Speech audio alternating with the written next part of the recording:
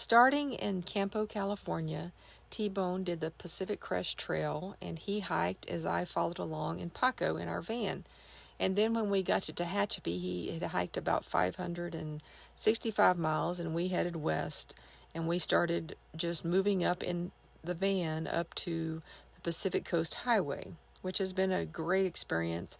Loving every minute of it. The Pacific Coast has lots to offer, so join us as we continue our trip.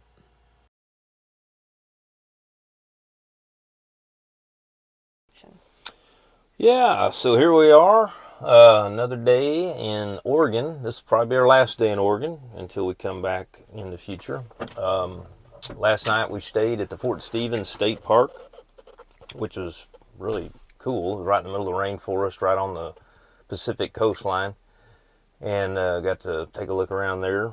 And then this morning we checked out and we drove over here to the Lewis and Clark National Park, and we're going to head up to the visitor center and see what's going on here. This apparently is where Lewis and Clark had built a winter fort named Clatsop Fort, and this was towards the end of their expedition for Thomas Jefferson to survey the western territories of the young, at that time, United States. So pretty cool. A lot of history here with Lewis and Clark, and of course Oregon and Washington, the Columbia River and all that. They really kind of support that because it's a big part of what led to the statehood here in Oregon and Washington. Interestingly enough, the Columbia River is so big, they thought when they first saw it that was the Pacific Ocean. It wasn't until several weeks later that they actually got to the Pacific Ocean. So pretty cool. Well, we're continuing our trip up north. Yeah. We're on the Pacific Coast Highway and continuing going. We're going to run to Astoria for lunch and check out the dockside there and some of the stuff in Astoria, and then we'll go over that long bridge that crosses the Columbia, and we are going to be staying the night in Washington State.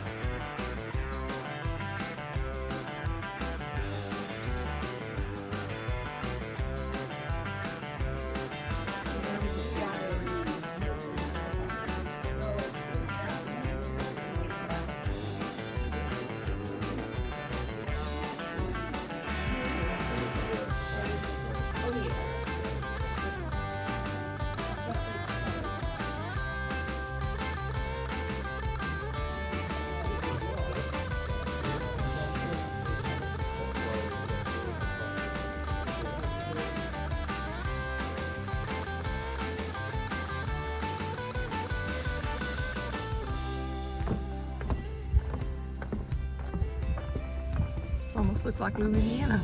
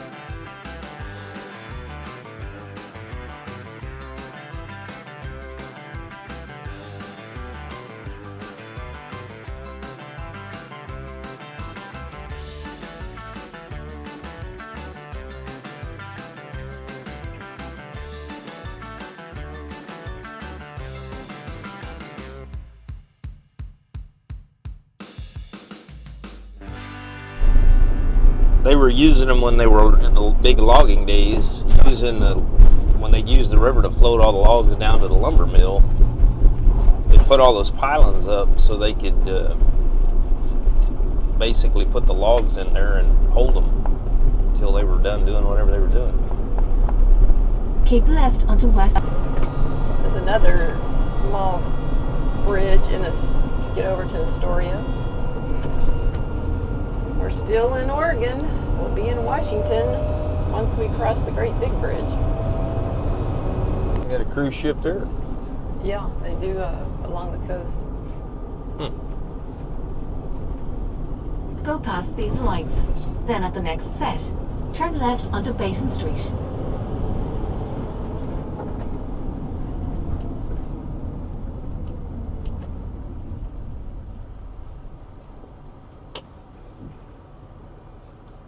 That was it. Right, you can turn left up here. Go past these lights. Then turn left onto Bay Street. Okay. Thanks.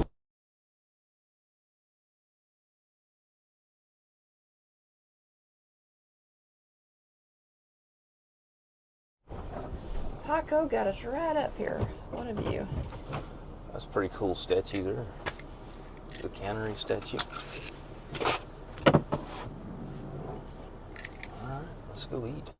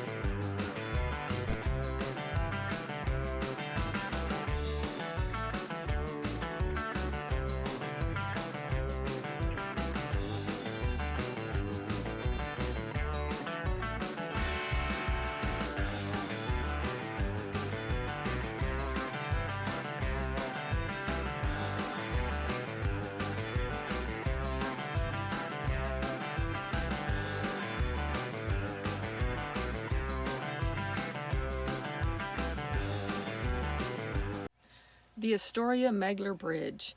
It was constructed in 1962. They finished it in 1966, the year I was born.